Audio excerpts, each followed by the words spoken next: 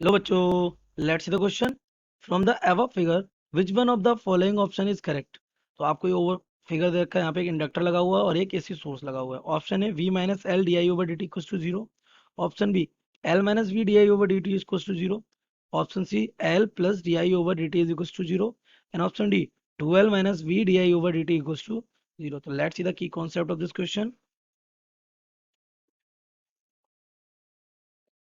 The key concept of this question is बेटा that the Kirchhoff's rule. Okay, Kirchhoff rule में कौन सा rule? इसका हम लगाएंगे केवीएल। क्या लगाएंगे? केवीएल। दैट मीन्स किरचॉफ्स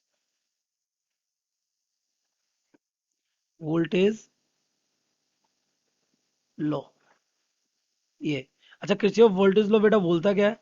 तो किरचॉफ वोल्टेज लॉ ये कहता है कि किसी भी in any close loop,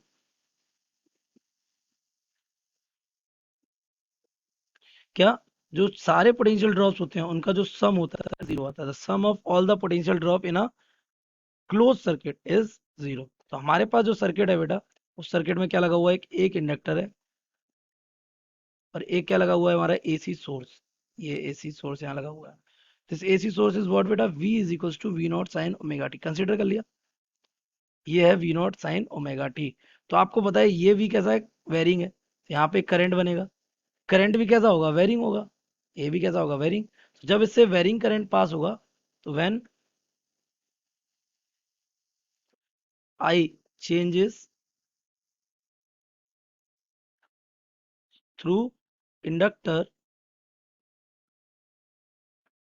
it induces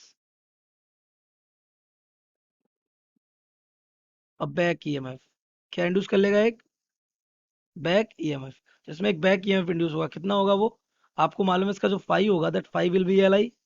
तो इसका अगर डिफरेंशिएशन का तो D phi over D T will be L D I over D T, है ना। और ये D phi over D T क्या बन जाता है हमारा? According to Faraday D phi over D T is what? EMF.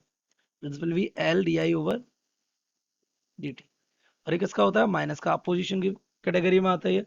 तो अब अगर हम यहाँ पे किरचॉफ लगाएं तो अप्लाइंग केवीएल, तो एक तो वोल्टेज हमारा वी है और प्लस दूसरा हमारा क्या बन रहा है? Minus L D I over D T. और उसके बाद कुछ है नहीं तो सारा सम कितना आना चाहिए? Zero. This becomes minus B L D I over D T is equals to what? Zero. So if we choose the option, then we will get V minus L di over dt equals to zero. Option A is correct. So the correct option A. I hope you have understood it well. Best of luck.